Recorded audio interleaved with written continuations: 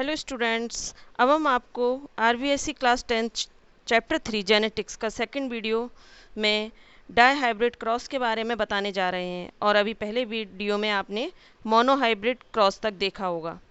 तो इसमें देखते हैं डाई हाइब्रिड क्रॉस। जैसा कि नाम है, इसमें डाई माने दो हाइब्रिड क्रॉस, यानी इसका है such type of cross in which two contrasting characters is considered is called dihybrid cross.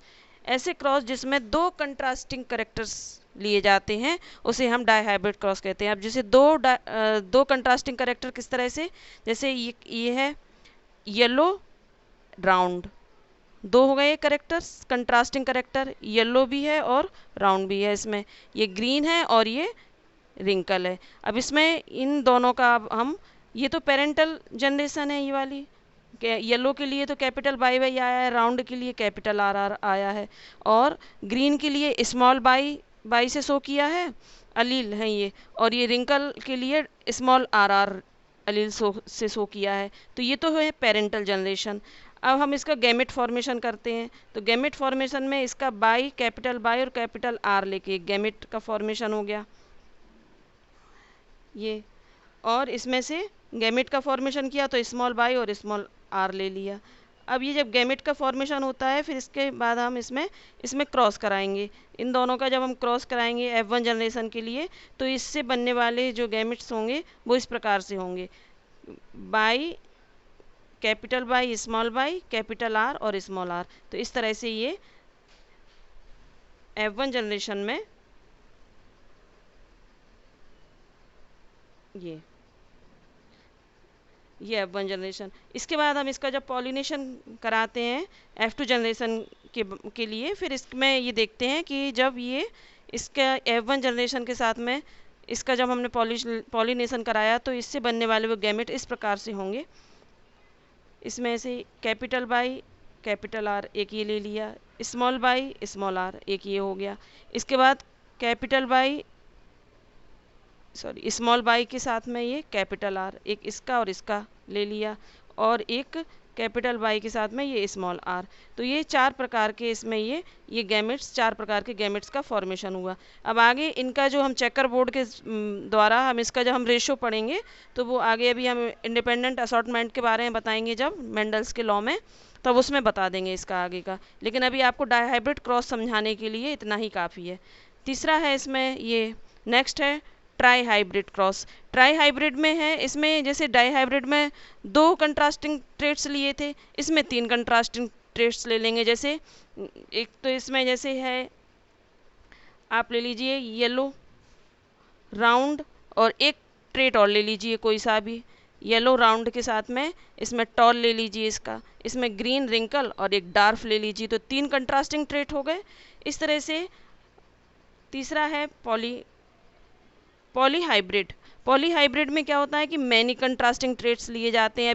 अभी आपने दो सीखे, अभी तीन देखे हैं। अब ऐसे इस प्रकार से कई कई करेक्टर्स, क्योंकि 7 करेक्टर्स हैं, मेंडल ने 7 करेक्टर्स के साथ में ही तो किया था ये क्रॉस। तो इस तरह से हम जब मैनी कंट्रास्टिंग ट्रेट्स लेते हैं तो उसमें उसके साथ में उसे हम पॉलीहाइब्रिड क्रॉस कहा जाता है। इसके बाद नेक्स्ट टॉपिक है आपका बैक क्रॉस।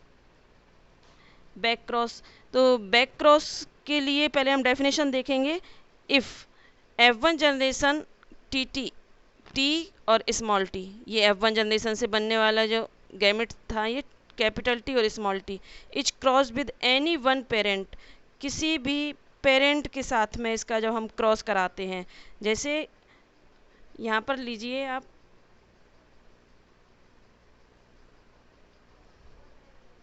यहाँ कोई भी हमने इस तरह से ये पेरेंट टॉल के लिए ये है, और एक ये स्मॉल टी, कैपिटल टी,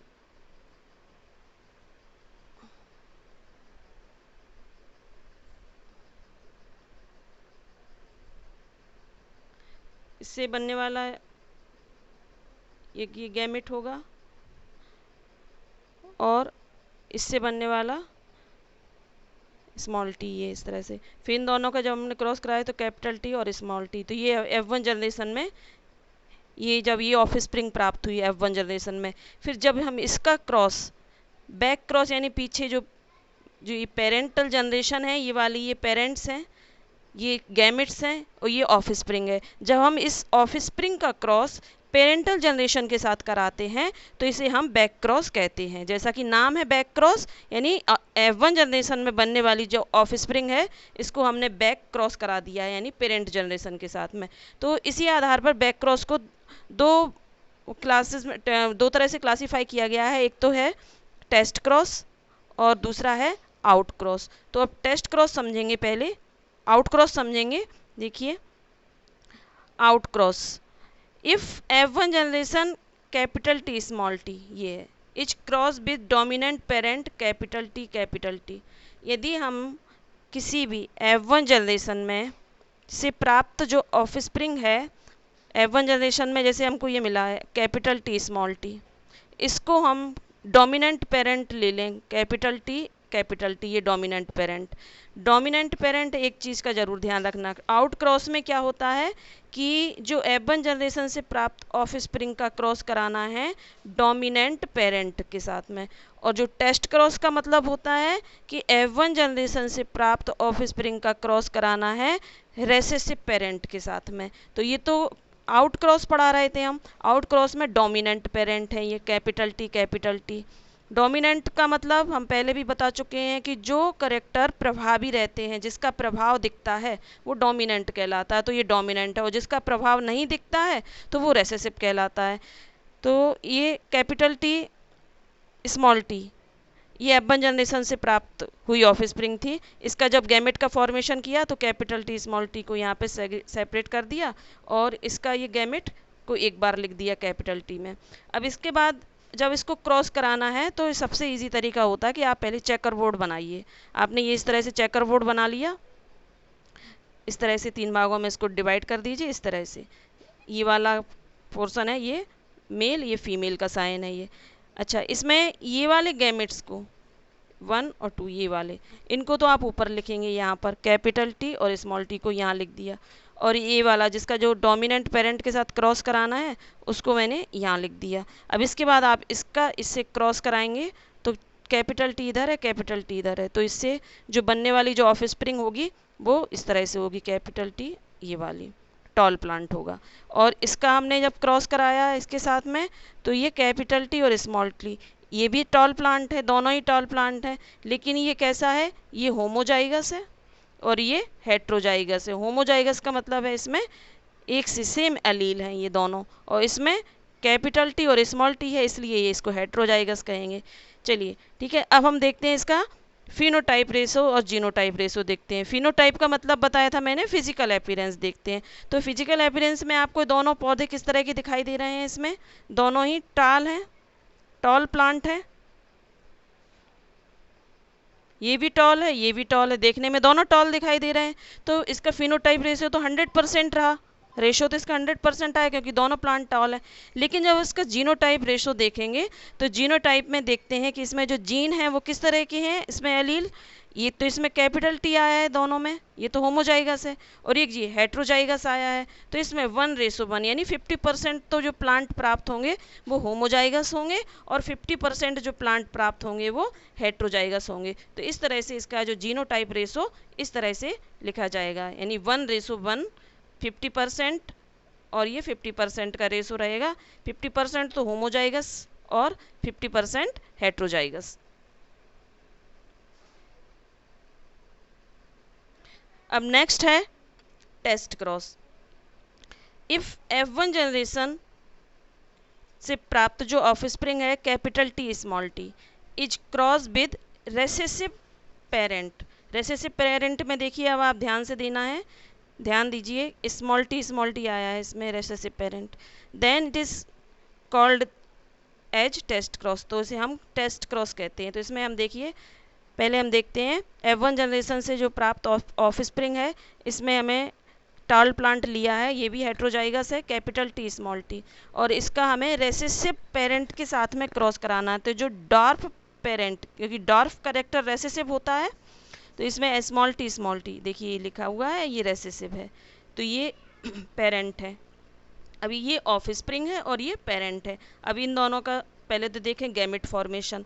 इसका गैमेट फॉर्मेशन हुआ इस तरह से,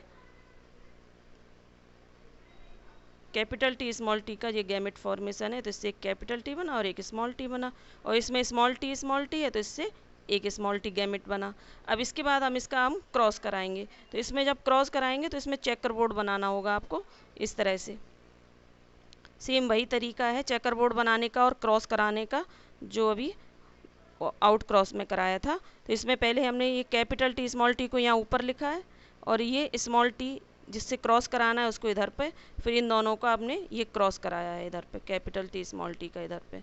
और ये अब आप ये देखिए इसमें ये कैपिटल टी स्मॉल टी ये किस तरह का प्लांट है, ये तो हेट्रोजाइगस है, लेकिन ये स्मॉल टी है, भले ही ये रेसेसिव है लेकिन ये होमोजाइगस है। अब इसमें हमें ये देखना है कि इसका फिनोटाइप रेशो क्या आएगा। इसका फिनोटाइप रेशो में ये देखिए ये तो टॉल है, कैपिटल टी आया है इसमें क्योंकि इसमें डोमिनेंट करेक्टर है कैपिटल टी, तो ये तो टॉल हो गया और ये डार्क प्लांट हो गया। तो इसका फिनोटाइप रेशो क्या आएगा, 50% पौधे जो होंगे वो टॉल होंगे और 50% पौधे जो होंगे वो डार्क होंगे। और इसका जीनोटाइप रेशो देखेंगे तो वो भी वही होगा 50%, इसका 1:1 इसका जीनोटाइप होगा, मतलब 1% इस तरह से 1% इस तरह से, तो इनको 1:1 करके लिखा जाएगा। 50% पौधे मतलब इसमें टॉल होंगे, 50% का जो होगा वो तो ये हेट्रोजाइगस है, capital T small T tall plant है, और ये रेसेसिव प्लांट है स्मॉल टी। तो इस तरह से ये इसका ये जीनोटाइप रेशो हो गया। नेक्स्ट ये आपको पिछले वीडियो में हम बता चुके थे, ये वही है। अब ये है मेंडल्स लॉ ऑफ इनहेरिटेंस बताना है। Mendel's law of inheritance, Mendel ने, आपको मालूम है कि गार्डन पी पाइसम सटाइवम पर जो एक्सपेरिमेंट किया था, तो मेंडल्स के उसमें लॉ ऑफ हेरिडिटी या लॉ ऑफ इनहेरिटेंस है, ये तीन हैं ये। एक तो law of dominance, law of segregation, इसको हम लॉ ऑफ प्योरिटी गैमेट भी कहते हैं, और तीसरा है लॉ ऑफ इंडिपेंडेंट असॉर्टमेंट। तो सबसे पहले हम देखते हैं लॉ ऑफ डोमिनेंस। डोमिनेंस जैसा कि मतलब हो रहा है कि डोमिनेंट करेक्टर को शो करने वाला, यानी प्रभावी बताने वाला, प्रभाविता का नियम है ये। तो इसमें ये देखना है the factor that express itself is called dominant while the other which is not expressed is called recessive. कि मतलब जो फैक्टर अपने आप को एक्सप्रेस करता है तो वो तो डोमिनेंट कहलाता है, और जो फैक्टर अपने आप को एक्सप्रेस नहीं कर पाता है उसे हम रेसेसिव कहते हैं। तो इसमें ये देखते हैं एग्जाम्पल दिया गया है, इसमें हमें लेना है एक तो प्योर होमोजाइगस प्लांट लेंगे, ये कैपिटल टी, एक लेंगे होमोजाइगस, ये तो टॉल प्लांट हो गया, एक जी लेंगे होमोजाइगस डार्क प्लांट, इसमें आया है स्मॉल टी, ये तो रेसेसिव है करेक्टर और ये डोमिनेंट करेक्टर है। अब हमें ये लॉ ऑफ डोमिनेंस में ये बताना है कि इसमें जो करेक्टर डोमिनेंट रहता है वही आगे जनरेशन में F1 जनरेशन में शो होता है। तो इसमें ये देखेंगे जब हमने इससे बनने वाला गैमेट तो ये कैपिटल टी है और इससे स्मॉल टी गैमेट, अब इन दोनों का जब क्रॉस कराया तो इससे जो F1 जनरेशन के लिए जो प्लांट प्राप्त होंगे वो इस तरह से होंगे कैपिटल टी स्मॉल टी, यानी ये हाइब्रिड टाल प्लांट प्राप्त होगा। लेकिन इसमें जो कैपिटल टी आया है वो डोमिनेंट करेक्टर को शो कर रहा है, तो इसलिए प्लांट फिजिकल अपीयरेंस उसका फिनोटाइप करेक्टर कैसा होगा, उसका टॉल ही दिखाई देगा। इसलिए इस नियम को हम लॉ ऑफ डोमिनेंस कहते हैं, प्रभाविता का नियम। नेक्स्ट है लॉ ऑफ सेग्रीगेशन या law of purity of gametes. इसमें एक तो इसमें है कि this law of Mendel is also based on monohybrid cross. एक तो ये मोनोहाइब्रिड क्रॉस पर आधारित है। मोनोहाइब्रिड में मतलब एक ही तरह के करेक्टर होना चाहिए, जैसे टॉल प्लांट लिया है या डॉर्फ प्लांट लिया है तो ये मोनोहाइब्रिड कहलाएगा। According to this law during gamete formation the allele of each gene segregate from each other so that each gamete carries only 1 allele for each genes. जब इस नियम के अनुसार क्या होता है कि जब गैमेट का फॉर्मेशन होता है तो हर जीन के जो एलील होते हैं वो सेपरेट हो जाते हैं। सेग्रीगेशन का मतलब होता है कि वो अलग अलग हो जाते हैं। अभी हम इसको शो करके बताएंगे कि वो किस तरह से अलग अलग होते हैं। और फ्रॉम ईच अदर, एक दूसरे से अलग अलग हो जाते हैं, सो that each gamete carries only 1 allele for each gene, इस ताकि हर गैमेट अपने साथ हर जीन से एक एलील को कैरी कर सके। ठीक है, तो इसमें हम इसको हम लॉ ऑफ प्योरिटी भी कहते हैं। अब इसका हम एग्जाम्पल इस तरह से देखेंगे। ये देखिए, इसमें एक तो होमोजाइगस टॉल प्लांट लिया, दूसरा है डॉर्फ प्लांट। ये पेरेंटल जनरेशन है इसकी, ये पेरेंट्स हैं कैपिटल टी और स्मॉल टी। ये होमोजाइगस हैं, दोनों ही दिखाई दे रहे हैं आपको, सेम है, दोनों में एक से एलील हैं। इसमें टी स्मॉल टी है, तो ये होमोजाइगस कहलाएंगे। अच्छा, इससे जब गैमेट का फॉर्मेशन होगा तो एक बार टी यहाँ लिख दिया जाएगा, एक बार स्मॉल टी यहाँ लिख दिया जाएगा। इसके बाद इन दोनों का फिर हमने क्रॉस कराया। क्रॉस कराने से क्या होगा, हेट्रोजाइगस टॉल प्लांट प्राप्त होंगे, कैपिटल टी और स्मॉल टी। ठीक है, इसके बाद ये F1 जनरेशन के लिए तो ये क्रॉस करा दिया। अब इसके बाद नेक्स्ट हम जब F2 जनरेशन के लिए क्रॉस कराएंगे तो वो उसमें इस तरह से F2 जनरेशन के लिए क्रॉस कराना है तो आप पहले हेट्रोजाइगस जो टॉल प्लांट लेंगे उनका हम सेल्फ पॉलिनेशन के द्वारा क्रॉस कराएंगे। जैसे हमने कैपिटल टी स्मॉल टी लिया, ये भी दोनों हैं, दोनों ही करेक्टर शो कर रहे हैं, एक मेल गैमेट है और एक ये फीमेल गैमेट है। अब इन दोनों को हम जब हम F2 जनरेशन के लिए क्रॉस कराएंगे तो इसके लिए भी आप चेकर बोर्ड बना लें। सेम वही तरीका है चेकर बोर्ड बनाने का, लेकिन इसमें क्या है, इसमें 2 गैमेट थे, इसमें भी 2 गैमेट है। तो यहाँ पर ये कैपिटल टी स्मॉल टी इधर है, कैपिटल टी स्मॉल टी इधर है। अब इन दोनों का आप ये पहले इसका इससे क्रॉस कराएंगे तो ये टॉल डोमिनेंट करेक्टर वाला ये टॉल प्लांट प्राप्त होगा। फिर इसका हमने जब इससे क्रॉस कराया तो ये हेट्रोजाइगस टॉल प्लांट प्राप्त होगा। इसके बाद हमने इसका इसके साथ में जब क्रॉस कराया है कैपिटल टी का स्मॉल टी के साथ में, इस वाले का इससे, तो कैपिटल टी स्मॉल टी से जब क्रॉस कराया है तो इससे भी हेट्रोजाइगस टॉल प्लांट प्राप्त होगा। और इसके बाद जब ये स्मॉल टी का इस स्मॉल टी से फिर क्रॉस कराया है तो इससे बनने वाला जो प्लांट होगा वो डार्फ होगा। अब हम इसका फिनोटाइप रेशो देखते हैं। तो फिनोटाइप रेशो में आपको दिखाई दे रहे हैं, मतलब इसका जो फिजिकल अपीयरेंस जब हम देखेंगे तो 3 प्लांट तो आपको टॉल दिखाई दे रहे हैं, तीनों ये टॉल हैं, एक ये है एक ये है, और एक प्लांट आपको डॉर्फ दिखाई दे रहा होगा। तो 3:1 आएगा क्योंकि 3 टॉल हैं और एक डॉर्फ है। इसके बाद यदि हम इसका जीनोटाइप रेशो देखते हैं, जीन्स इसके देखेंगे तो इसमें आपको एक देखें, ये होमोजाइगस है, कैपिटल टी है, ये तो एक ही प्लांट है ये वाला। अच्छा, ये वाले कैपिटल टी स्मॉल टी वाले ये 2 हैं, तो 1, इसके लिए रेशो 2, और डॉर्फ प्लांट केवल 1 है तो इसके लिए रेशो 1। तो इसका जो जीनोटाइप रेशो होगा वो 1:2:1, इस तरह से ये 1:2:1, क्योंकि एक होमोजाइगस है, 2 हेट्रोजाइगस है और एक होमोजाइगस डार्क प्लांट है, इस तरह से। अच्छा, ये टेस्ट क्रॉस बैक क्रॉस अभी हम बता चुके हैं आपको। The third law is the law of independent assortment. तो इसमें एक तो ये this law of Mendel is based on result of A dihybrid cross.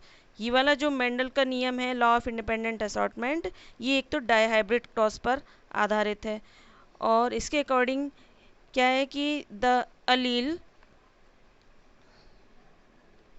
allele that a gamete receive for one gene does not influence the allele receive for another gene। इसका मतलब है कि एक जीन के जो एलील हैं दूसरे gene के एलील पर अपना प्रभाव नहीं डालते हैं। यानी इनका जो इसके अकॉर्डिंग क्या है, इनका जो सिद्धांत है कि ये स्वतंत्र रहते हैं, यानी डिफरेंट जीन ये इंडिपेंडेंट रहते हैं, और ये इस प्रकार से ये इंडिपेंडेंटली एक दूसरे से फिर ये सेपरेट हो जाते हैं। तो इसमें मतलब एक दूसरे पर, एक जीन के एलील दूसरे जीन पर कोई प्रभाव नहीं डालते हैं और ये इंडिपेंडेंट रहते हैं, इसलिए इस नियम को इंडिपेंडेंट असॉर्टमेंट कहते हैं। इसके लिए एग्जांपल अभी हम फॉर एग्जांपल इसमें जो प्लांट लिए हैं वो डायहाइब्रिड इस तरह से, एक तो राउंड येलो और रिंकल ग्रीन। राउंड येलो के लिए आया है कैपिटल वाई कैपिटल आर, और रिंकल ग्रीन के लिए आया है स्मॉल वाई और स्मॉल आर। तो ये तो दोनों होमोजाइगस प्लांट हैं, ये parents.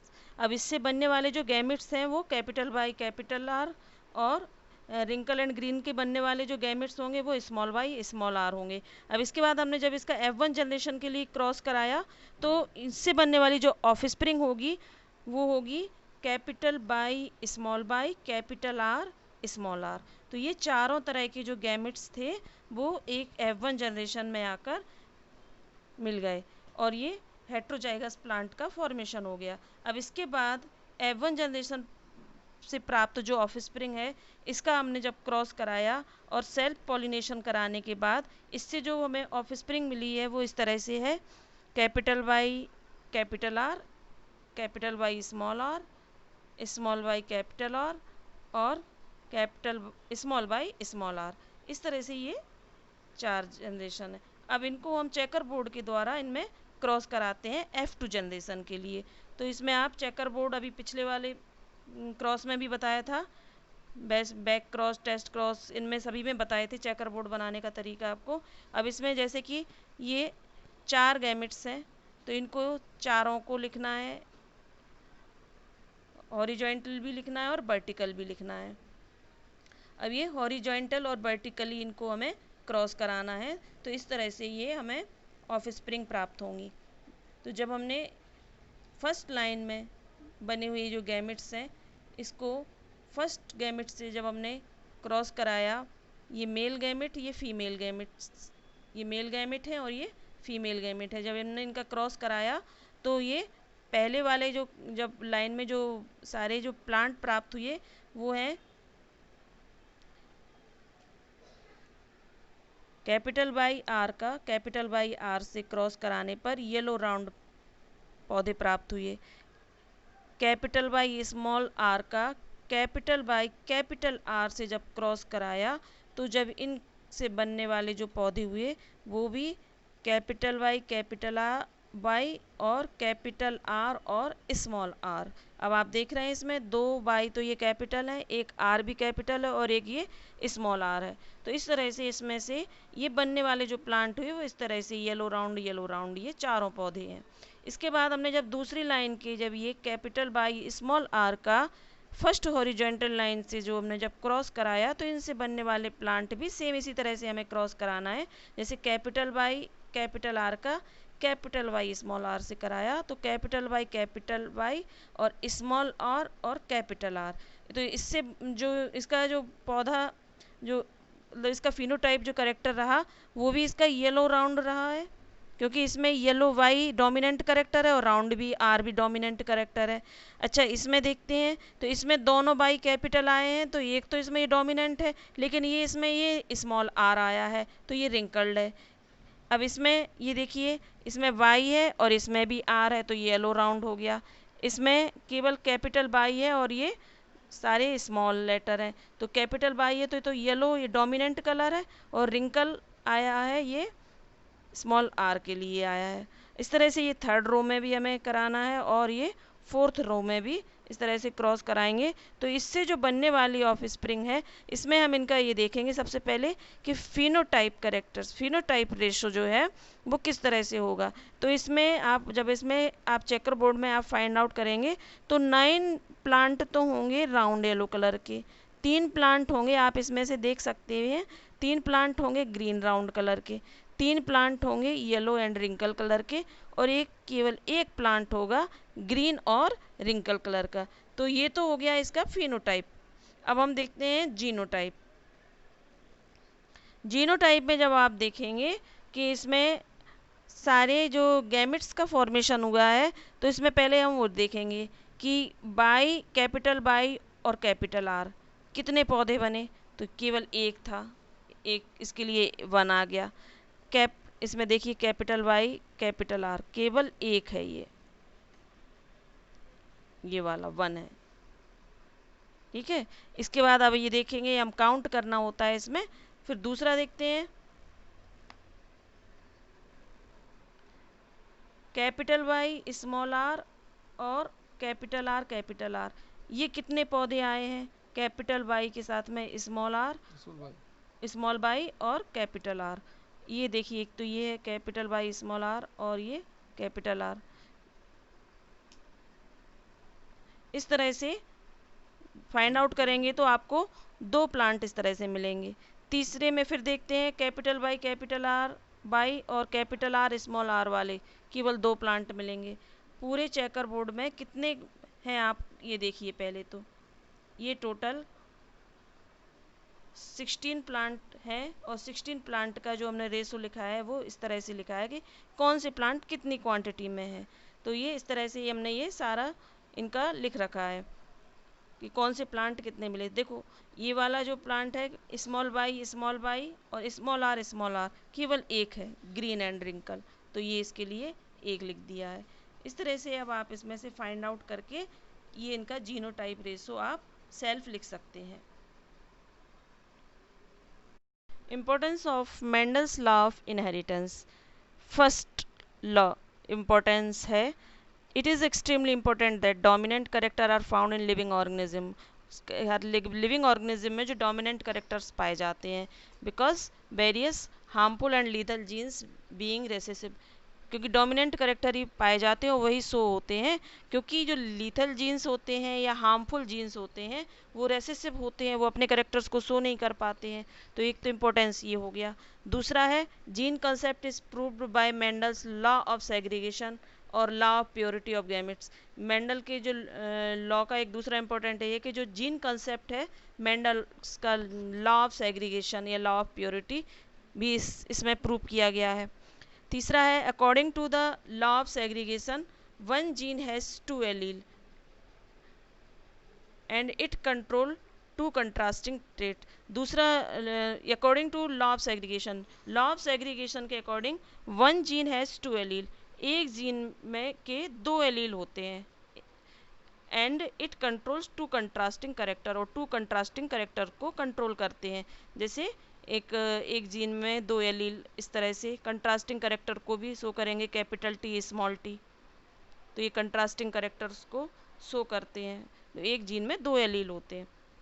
New character is cross hybrid can be better understood by Mendel's law, और जो नए करेक्टर्स होते हैं वो मेंडल के लॉ के द्वारा भी अच्छी तरह से समझे जा सकते हैं। तो ये 4 इम्पोर्टेंस के बाद नेक्स्ट है 5 importance number 5। By the process of crossing over unless traits can be removed while useful trait can be brought in a specific generation. जो क्रॉसिंग ओवर की प्रोसेस होती है उसके द्वारा क्या होता है कि जो यूजफुल ट्रेट्स होते हैं उनको स्पेसिफिक जनरेशन में लाया जा सकता है। और 6 है by the use of Mendel's law disease disinfectant and improve variety of plants can be developed and obtained।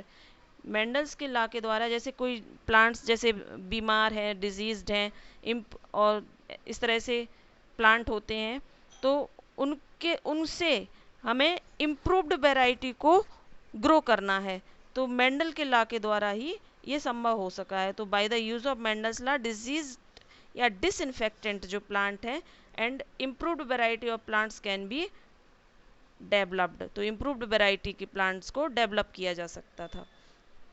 किया गया। एंड 7 है the branch of science which deals with the development of human being is Eugenix. Eugenix क्या है? The branch of science, विज्ञान की वह branch है जो ह्यूमन बीइंग के डेवलपमेंट को शो करती है, बताती है, तो उसको हम यूजेनिक्स कहते हैं। And it is based on Mendel's law of inheritance, ये भी मेंडल्स के लॉ ऑफ इनहेरिटेंस पर ही आधारित है। तो ये यूजेनिक्स के बारे में भी कभी कभी पूछा जा सकता है कि व्हाट इज यूजेनिक्स क्या है। तो Eugenix the branch of science which deals with the development of human being के डेवलपमेंट को डील करने वाली साइंस को हम यूजेनिक्स कहते हैं। तो इस तरह से ये वाला चैप्टर अब कंप्लीट करा दिया गया है। इसमें कई तरह के क्वेश्चंस भी आए हैं और ये हमने एक शॉर्ट में इसको ये 3 लॉज जो मेंडल के थे उनको शॉर्ट में भी लिख दिया है और इनको डिफरेंस तरीके से भी बताया गया है, तो आप इसको भी ज़रूर पढ़िएगा। और इसके अलावा इस चैप्टर में जो जितने भी क्वेश्चन आए हैं तो वो आप अभी चैप्टर को ठीक से समझकर क्वेश्चन को सॉल्व कर सकते हैं, और जो क्वेश्चन नहीं आएंगे आपको वो आप हमसे पूछ सकते हैं। Thank you.